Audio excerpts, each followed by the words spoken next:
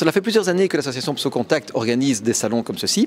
Pas chaque année bien entendu, mais plusieurs fois déjà. C'est chaque fois un beau succès de foule. Ça répond vraiment à des demandes. J'ai beaucoup de patients qui m'en parlent dans les semaines précédentes. La presse s'en fait l'écho également. Ça répond à un grand besoin parce que même si le psoriasis semble être connu, on en parle quand même de temps en temps dans la presse, mais ça reste une maladie un petit peu mystérieuse, un petit peu sale encore quand même, visuelle, hein, comme toutes les maladies dermatologiques. Et donc ici, de pouvoir dédramatiser, expliquer, faire se rencontrer les gens, les médecins, les patients entre eux, et puis les proches, parce qu'il n'y a pas que les patients, il y a aussi ceux qui sont concernés au niveau professionnel ou au niveau familial. C'est vraiment une grande chance qu'on nous donne en organisant ce genre de salon. Je pense que c'est une très belle initiative. C'est la raison pour laquelle, malgré mon emploi de temps très chargé, j'ai accepté de venir parler. C'est important de sensibiliser les gens sur cette pathologie qui est peu connue, parfois prise pour une maladie contagieuse, ce qui n'est pas le cas. Donc, c'est en multipliant des activités, des actions comme celle-ci qu'on peut davantage toucher non seulement les personnes qui sont concernées, malades, mais également leurs familles sur ce que c'est, sur l'état de la situation en termes aussi de traitement, des nouveautés, et puis donner aussi l'espoir aux gens.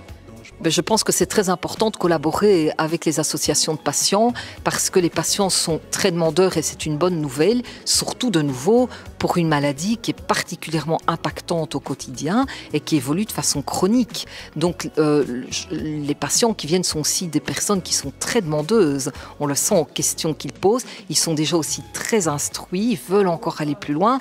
Et comme je l'ai signalé dans mon exposé, le fait d'avoir des patients bien instruits et bien conscients et du problème de la maladie et du potentiel de notre traitement va augmenter leur adhérence. Le patient qui se moque et de sa maladie et de son traitement, il ne va jamais faire son traitement correctement. Donc pour nous, c'est très important de pouvoir communiquer aussi avec les patients, les nôtres et les autres via ce genre d'association. D'ailleurs, ce n'est pas la première fois que je participe parce que je crois que c'est important qu'on puisse venir de temps en temps, de façon peut-être plus anonyme, de part et d'autre, se rencontrer.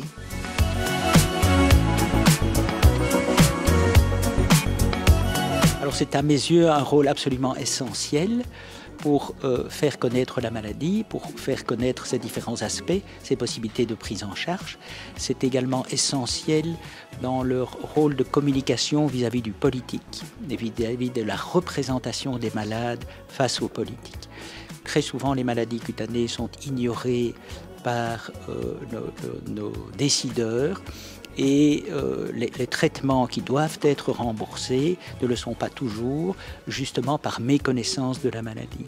Et donc, le rôle des associations patients est vraiment essentiel à ce niveau-là, parce que la voix du médecin spécialiste n'est pas toujours suffisante, malheureusement, pour obtenir ce type de remboursement. Donc, c'est un rôle effectivement totalement essentiel.